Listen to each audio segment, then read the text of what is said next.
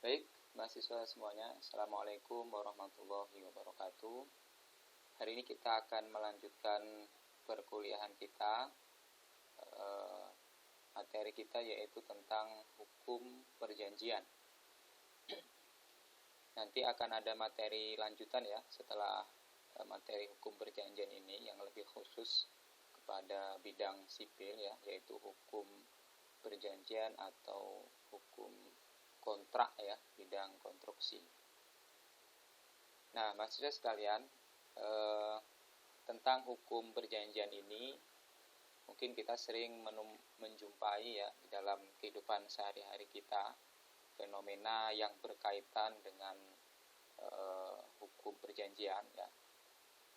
Dalam kasus sederhana, misalkan seseorang ya atau kita atau mungkin kawan kita ya menagih uang ya atau hutang dari orang lain ya, atau kita mungkin menerima uang barang dari orang lain, atau mungkin kita pernah membayar sejumlah uang kepada orang lain dan sebagainya. Nah, hal-hal tersebut tentunya terjadi ya karena ada suatu ikatan ya. Ikatan apa? Ikatan perjanjian.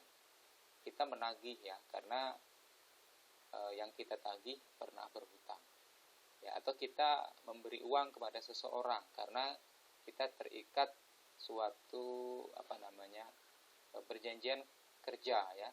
Dia memberikan jasa ya, atau kita meminta dia bekerja kepada kita, maka kita harus membayar ya. Atau mungkin seorang ayah memberi uang ya kepada anaknya. Kenapa ya? Karena ada perjanjian bahwa orang tua itu bertanggung jawab untuk memenuhi kebutuhan keluarganya. Nah, hal-hal tersebut ya timbul ya karena ini tadi ya beberapa hubungan ya atau perjanjian ya, seperti keluarga ya, atau karena hubungan kerja, bisnis ya, dan lain sebagainya. Bahkan termasuk juga di dalam hubungan hukum ya. Nah, di dalam hubungan yang lebih khusus ya secara hukum ya, biasanya itu berawal dari adanya hubungan usaha atau bisnis ya, di mana akan muncul adanya hak ya, kewajiban antara pihak-pihak yang berbisnis tersebut ya, atau yang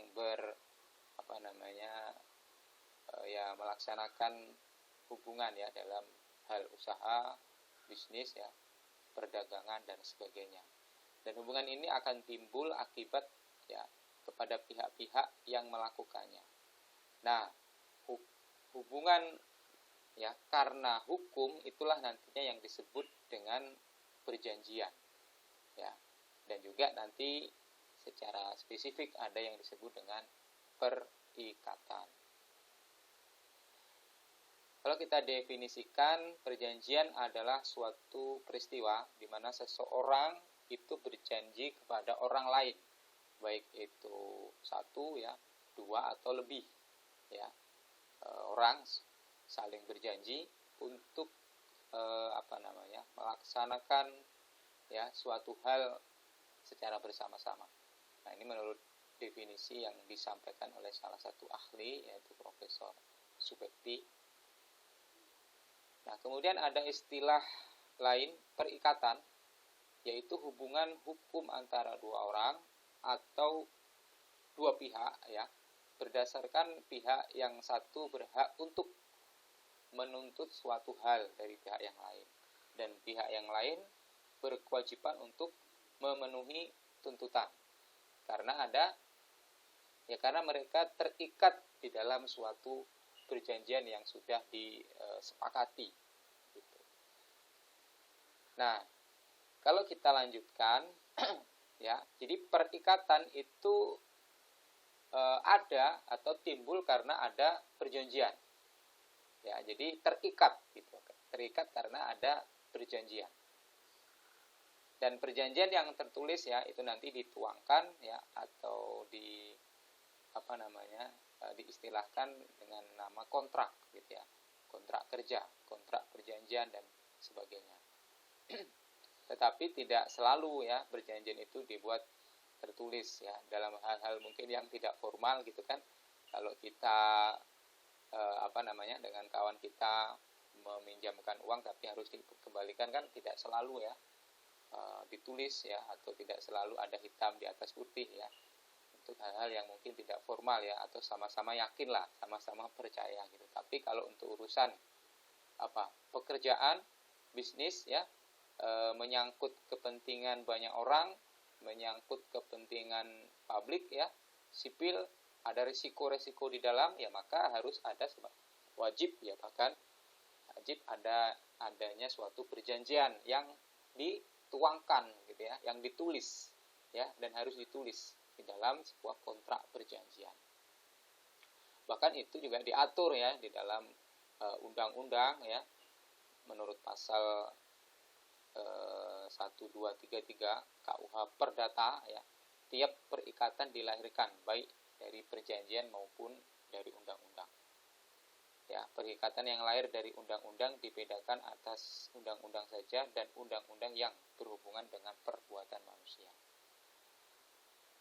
Nah, yang menjadi dasar suatu pihak ya, atau beberapa pihak itu melakukan perikatan ya, karena ada kecakapan kedua belah pihak ya. Kecakapan ini ya, bahwa pihak-pihak itu memang memiliki kemampuan, memiliki kepentingan ya, sesuai dengan kapabilitas mereka ya, untuk melakukan suatu usaha ya, pekerjaan secara bersama-sama.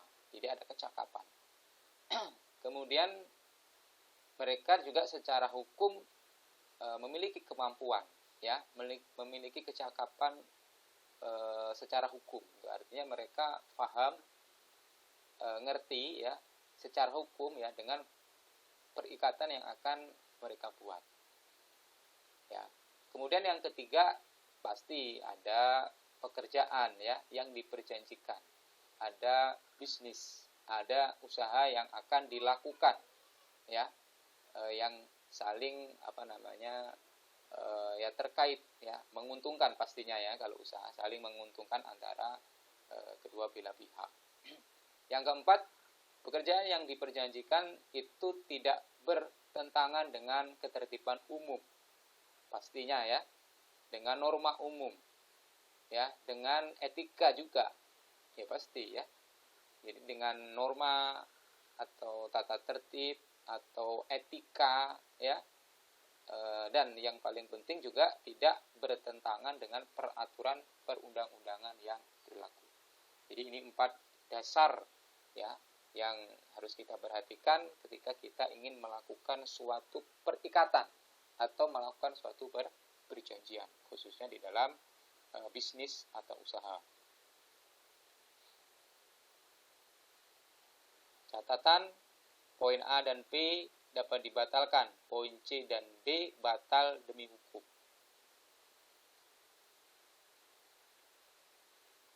Kemudian berikutnya adalah hukum perikatan. Sumber-sumber perikatan berdasarkan pasal 1233 KUH Perdata adalah 1 perjanjian ya, menurut pasal 1314 KUH Perdata, dan 2 undang-undang ya.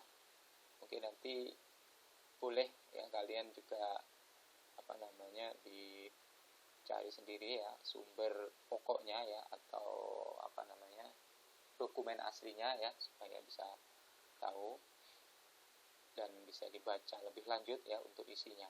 Perbedaan antara perikatan dan perjanjian adalah bahwa perikatan suatu pengertian yang abstrak, sedangkan perjanjian adalah suatu yang konkret ya, dan merupakan suatu peristiwa. Jadi perikatan itu tidak mungkin terjadi tanpa ada perjanjian terlebih dahulu, begitu. Tapi kalau perjanjian tidak mesti gitu ya dalam bentuk perikatan ya, tidak mesti dia ada perikatan ya, seperti kita berjanji dengan seseorang, kita berjanji dengan kawan, tapi tidak selalu mengikat, begitu ya perjanjian itu, atau tidak akan selalu ada perikatannya, ya, dalam hal yang sederhana misalkan. Tetapi kalau dia adalah perjanjian yang tadi itu ya, yang berkaitan atau menyangkut kepentingan publik, ya, sipil, orang banyak, ya, dan akan melahirkan, ya, atau menghasilkan suatu keuntungan, ya, maka pasti di situ ada perikatan, ya. Ada kesepakatan yang mengikat, ya kan? Kalau kita ingin bekerja sama, ya, dengan orang lain dalam hal bisnis, pasti kan ada yang mengikat. Berbeda kalau hanya sekedar ngutang. Utang berapa? 100.000. Nanti sebulan saya balikin, ya, 100.000. Tidak ada aturan-aturan yang lain. Karena hanya mengutang. Di situ tidak disebutkan, misalkan, ini nanti saya mau pakai ini, ya, usaha. Nanti kalau ini ada untungnya, nah kita bagi. Nah, itu baru kalau begitu akan terjadi perikatan. Tetapi kalau hanya sederhana, ya, kita minjem baju, minjem tadi itu uang, ya, itu tidak akan sampai ke perikatan. Dan pihak di dalam perikatan biasanya dikenal nanti ada owner, ya, atau orang yang memberikan suatu pekerjaan, atau orang yang yang berhak untuk menerima jasa, ya. Kemudian pihak yang kedua adalah kontraktor dan konsultan. Siapa ini? Mereka yang akan melaksanakan pekerjaan atau menyediakan jasa, ya, atau penjual, ya, dengan pembeli, atau pemilik dengan penyewa, begitu istilahnya. Nah, ini pasti sudah familiar, ya, dengan istilah ini dalam bidang sipil, ya, atau konstruksi khususnya. Syarat sahnya suatu kontrak atau perjanjian ada dua, subjektif dan objektif, di mana subjektif ini kita lihat ada 2 poin, objektifnya juga ada, ya, 2 poin. Subjektif adanya kata sepakat di antara para pihak, ya, adanya kata sepakat di antara para pihak atau kedua belah pihak. Adanya kecakapan tertentu, ya, adanya kecakapan tertentu, ya, subjektif, ya, karena ini takarannya tidak sama, ya, tidak ada istilahnya misalkan sepakat itu kan, ya, terserah dia nanti ekspresinya mau seperti apa, atau mungkin istilahnya tidak sepakat, redaksinya tidak harus menggunakan ucapan sepakat atau yang lain, tapi intinya mereka sama-sama sepakat, begitu ya, menyetujui. Nah, dan di sini jika tidak terpenuhi, salah satu pihak berhak meminta perjanjian dibatalkan. Ya, jika salah satu syarat subjektif ini enggak terpenuhi, ya, maka salah satu pihak berhak meminta perjanjian itu batal. Ya, kemudian kalau objektif ada 2, satu adanya suatu hal tertentu, dan yang kedua adanya suatu sebab, ya, yang halal. Jika tidak terpenuhi, maka kontrak batal demi hukum, ya. Jadi kalau misalkan ternyata perjanjiannya itu, ya, tidak halal, ya, ternyata atau bahkan kita melakukan perjanjian untuk bisnis yang haram, dilarang, ya, secara agama iya, secara undang-undang iya, maka itu secara hukum batal, ya. Atau adanya suatu hal tertentu tetapi tidak ada objek yang mau diperjanjikan di dalam kontrak itu tidak ada, atau bahkan tidak jelas, gitu ya, atau mungkin berubah-ubah, begitu ya, tidak sesuai awal dengan di tengah dengan di akhir, maka batal. Sedangkan kalau yang subjektif ya, jika tidak terpenuhi salah satu ya, maka pihak salah satunya ya boleh membatalkan. Kemudian berikutnya kita lihat secara lebih detail adanya kecakapan tertentu melakukan perbuatan hukum ya, dalam hal yang berkaitan dengan perbuatan hukum. Nah, di sini yang dimaksud kecakapan itu ya, jadi pihak yang cakap ya dalam melakukan perbuatan hukum, orang yang sudah dewasa, akil balik, kemudian sehat ya, jasmani rohani juga sebenarnya ya. Kemudian di dalam KUH Perdata diatur usianya minimal 21 tahun untuk pria dan wanita 19 tahun. Ya, ini mirip usia menikah ya. KUHP Perdata bukan orang-orang yang belum dewasa. Jadi kalau belum dewasa itu belum boleh dengan usia seperti yang disebut ini. Orang-orang berada di bawah pengampuan. Ya, orang-orang yang berada kemampuan itu orang-orang yang berada di bawah tanggungan. Jadi dia nggak punya kuasa, berarti kan nggak cakap gitu, karena hidupnya mungkin ditanggung oleh orang lain gitu. Perempuan dalam hal-hal yang ditetapkan undang-undang ya, dan semua orang kepada siapa undang-undang telah melarang membuat perjanjian-perjanjian tertentu. Ya, jadi orang-orang khusus mungkin yang nggak boleh menurut undang-undang ya, atau siapapun yang mungkin dia telah melarang membuat perjanjian ya, kepada siapa undang-undang telah melarang ya. Jadi ada pihak-pihak khusus ya, mungkin karena dia nggak boleh atau dikatakan nggak cakap ya, karena ada masalah dengan pelanggaran ya, dengan kriminal ya, dan seterusnya.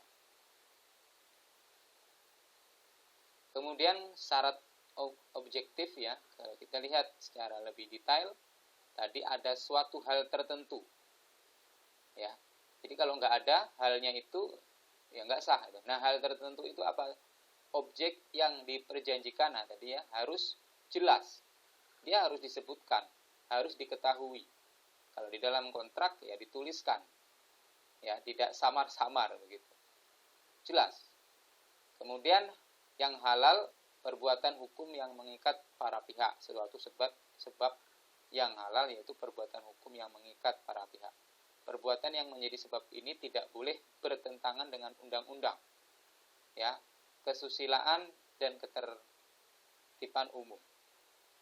Jadi kalau yang diperjanjikan itu dia tidak halal ya, atau dalam arti di sini bertentangan dengan undang-undang, kesusilaan ya, atau norma agama atau ketertiban umum, maka jadinya nggak sah. Kemudian azas perjanjian, satu, kebebasan berkontrak ya. Mungkin ini saya agak cepat aja ya, sambil nanti kalian boleh baca. Kebebasan berkontrak, kemudian azas kekuatan mengikat ya, dan yang ketiga azas perjanjian yang hanya melahirkan ikatan antara para pihak yang membuatnya. Lewat. Masalah-masalah di dalam kontrak atau perjanjian. Satu, pembuatannya harus dimulai dengan proses komunikasi dan negosiasi ya. Jadi nggak boleh perjanjian itu hanya dibuat oleh satu pihak gitu ya. Ya, mereka memang sepakat untuk melakukan suatu bisnis, suatu usaha bersama ya, tetapi di dalam pembuatan kontrak ya, atau ya surat perjanjian itu hanya dibuat oleh satu orang, diputuskan begitu ya. Mungkin kalau mengkonsep boleh gitu ya, silakan dikonsep, nanti saya baca, kita sepakati. Nah, di situ ada komunikasi, ada negosiasi. Oh, ini kayaknya kurang deh. Nah, ini harusnya ada poin ini. Nah, begitu maksudnya komunikasi. Tetapi kalau masalah teknis ya, siapa yang mengkonsep, siapa yang ini, nah itu tidak jadi masalah. Yang penting substansinya itu harus dikomunikasikan, isinya itu harus dinegosiasikan. Ya, harus dibuat secara detail, lengkap, dan tidak mengandung perumusan-perumusan yang mengundang ragu-ragu keraguan. Ya, jadi jelas, ya, tegas, jelas, apalagi lengkap.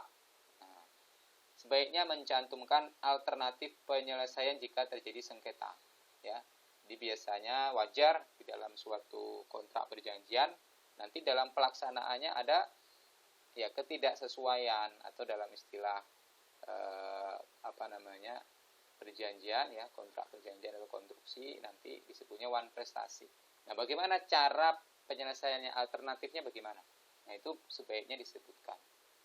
Kemudian format, ya, dalam kontrak kerja atau perjanjian itu disepakati.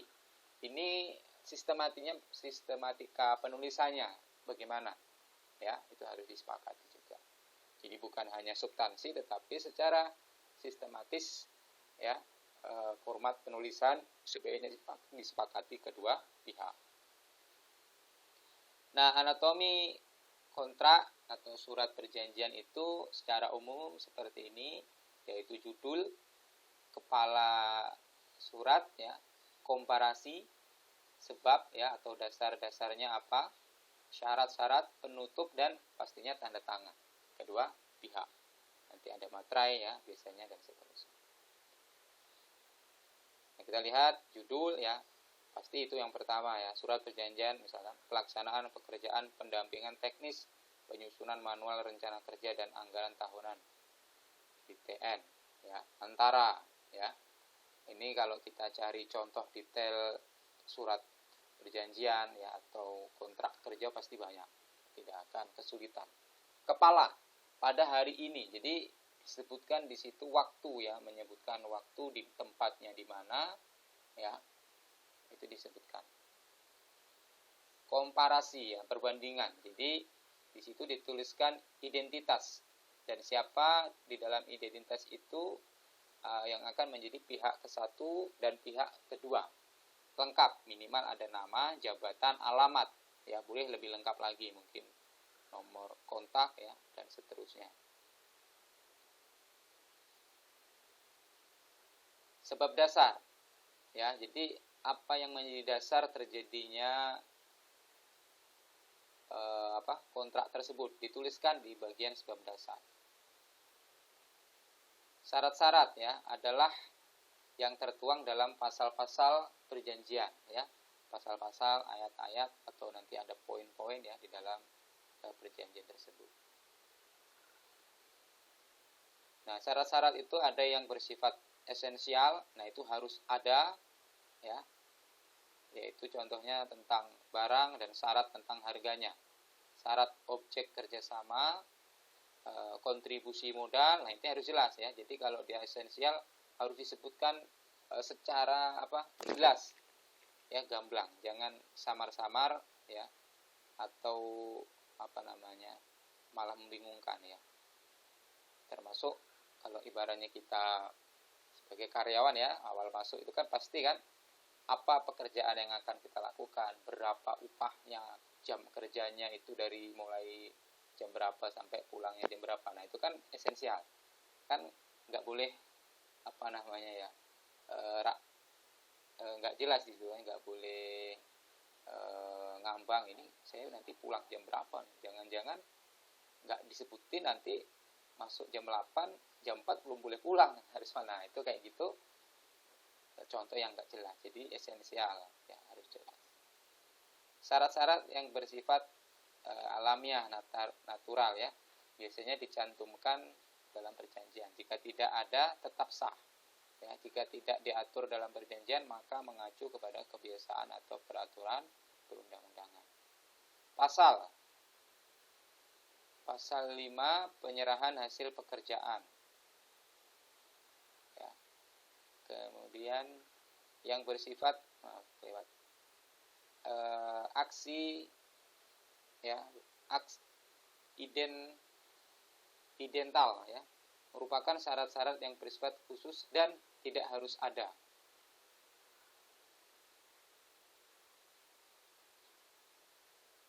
Nah, silakan nanti ini boleh dibaca lebih lanjut, ya, contoh-contoh misalkan yang bersifat aksi idental, ya, dia khusus tapi tidak harus ada. Nah, kemudian ini wajib penutup ya. Penutup. Nah, pihak penutup kemudian tanda tangan ya. Biasanya habis penutup langsung tanda tangan yang melakukan perjanjian pihak satu dan pihak kedua. Di situ juga dituliskan tanggal di tanda tanganinya ya, waktu ya, tempat dan tanggalnya. Gitu. Pihaknya sebagai mewakili apa ya, atau jabatannya apa ya, pihak satu dan pihak dua itu. Nah, kemudian ada pembahasan khusus terkait dengan alternatif penyelesaian sengketa. Ya, penyelesaian saya lupa ini pasalnya ya, nanti coba kita atau kalian boleh cari ya di dalam KUH Perdata itu. Ya, tapi yang jelas tadi perlu disebutkan ya, alternatif penyelesaian sengketa di dalam kontrak perjanjian.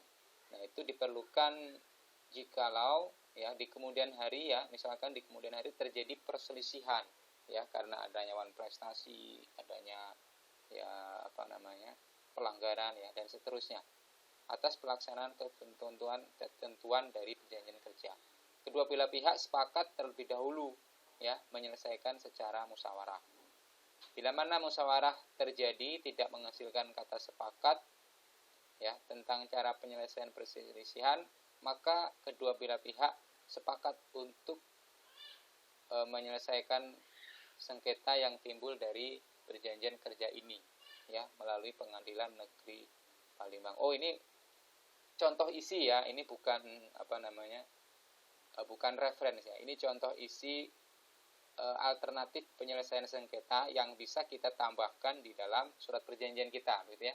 Jadi ini boleh ditambahkan ya, contoh isinya begini ya, contoh alternatif penyelesaiannya ya, di dalam pasal berapa nanti tergantung urutannya ya, kita masukkan ini.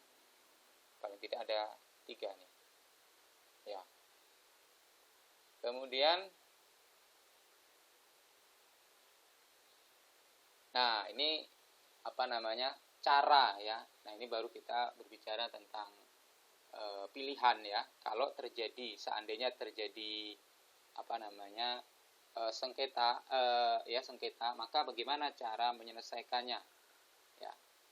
Tadi sudah disebutkan ya, alternatifnya kan di sini. Nah, maka kalau ini urutannya musyawarah ya, pertama dimusyawarahkan dengan baik-baik. Jadi antara kedua belah pihak itu yang paling utama musyawarah ya. Kalau selesai dengan musyawarah, di situ ada diskusi, ada negosiasi ya, ada kesepakatan tertentu yang dibuat ya untuk berikutnya bagaimana. Nah, itu cukup gitu. Kalau mereka sama-sama ya sudah, ini kita kekeluargaan sajalah gitu. Walaupun itu termasuk bisnis ya atau usaha yang ya katakanlah besar begitu ya, tetapi memang hanya profitnya, keuntungannya atau dampaknya itu hanya kepada mereka ya. Ya sudah, ini yang penting kamu selesaikan, saya minta sampai tanggal ini harus selesai, oke, nggak perlu ke pengadilan misalkan. Nah, selesai di situ dengan dibuat semacam perjanjian tambahan gitu ya, atau perjanjian baru. Tapi kalau nggak selesai, kita boleh ke pengadilan. Nah, ini nggak terima pihak A, pihak B juga nggak terima begitu. Atau pihak A ya yang memberikan pekerjaan, dia ngerasa ya nggak sesuai, tetapi yang pihak kontraktor ini tetap kekeh gitu ya, ngengkel gitu. Oh, ini sudah sesuai. Nah, maka nggak bisa lagi itu kan musyawarah. Maka jalan berikutnya apa ya, harus ada pihak ketiga ya, pengadilan. Ya, dimulai dengan pengajuan gugatan ke pengadilan. Nah, ini panjang ya prosesnya. Ini pastinya akan melibatkan pihak-pihak yang lain ya. Nanti butuh pakar ya khusus itu kalau memang mereka bukan ahli hukum ya, bukan ahli perdata atau ahli hukum dalam penggugatan dan seterusnya. Hakim akan mengusahakan perdamaian di luar atau di muka. Jadi biasanya nanti ada tawaran terlebih dahulu ya dari hakim sebelum masuk ke pengadilan itu, ya itu tetap formal gitu. Tapi sebelum sidang, nah mereka hakim yaitu akan memberikan atau mengusahakan gitu ya. Ini kalau bisa selesai sebelum masuk ke persidangan. Tapi kalau tetap enggak, nah kurang lebihnya begini nanti ya, jadi masukkan gugatan ya ke pengadilan di wilayah hukum tergugat ya, proses peradilan PN, proses peradilan. Nah, yang diinginkan atau yang diusahakan terlebih dahulu perdamaian di luar pengadilan. Kalau tercapai, maka penggugat menjabut gugatan dan selesai di situ ya. Perdamaian di muka pengadilan, tercapai akta perdamaian mengikat. Jadi ada bukti, surat bukti bahwa selesai ini ada, sudah damai. Tapi kalau gagal, nah ini ke sini. Proses peradilan ya di PN, kemudian sampai ke MA sehingga nanti dapat keputusan yang ya adil gitu ya menurut pengadilan terkait dengan tadi itu sengketa gitu. Yang ketiga bisa melalui jalur arbitrase ya, arbitrase merupakan cara penyelesaian dengan bantuan pihak ketiga selain itu tadi, selain pengadilan ya, di luar pengadilan. Proses penyelesaian atau pemutusan sengketa oleh seorang hakim atau para hakim berdasarkan persetujuan bahwa mereka akan tunduk kepada atau yang menaati keputusan yang diberikan oleh para hakim yang mereka pilih. Ya, jadi ini di luar pengadilan. Dia pihak ketiganya memang dari ada hakim ya di situ atau perwakilannya nanti, tetapi ini di luar pengadilan. Ya. Dan ini arbitrase ini hanya berlaku untuk dunia bisnis ya, usaha. Ya, apapun itu bisnisnya ya. Bisnis konstruksi, bisnis pengadaan ya, properti dan seterusnya. Perkara keputusannya tidak dapat lagi diadili oleh pengadilan negeri. Ya. Jadi keputusan atau perkaranya itu tidak selesai ya di pengadilan negeri. Nah, keunggulannya hemat waktu, melibatkan expert ya, dan rahasia terjamin. Ya, tapi intinya ya ini juga jadi solusi ya, bahwa karena tujuannya menyelesaikan masalah begitu ya, atau mencari keadilan ya, arbitrase ini mencari keadilan. Tidak selesai dengan musyawarah, tidak selesai di pengadilan, maka bisa arbitrase. Nah, itu mahasiswa sekalian mungkin materi hari ini yang bisa saya sampaikan. Silakan nanti bisa dipelajari atau dibaca lebih lanjut ya, supaya lebih paham. Kalau ada yang mau didiskusikan silakan, atau mau ditanyakan juga persilakan. Mungkin untuk sesi penyampaian materi saya cukupkan di sini ya. Boleh dilanjutkan nanti di WA group ya kalau ada diskusi atau pertanyaan. Terima kasih. Assalamualaikum warahmatullahi wabarakatuh.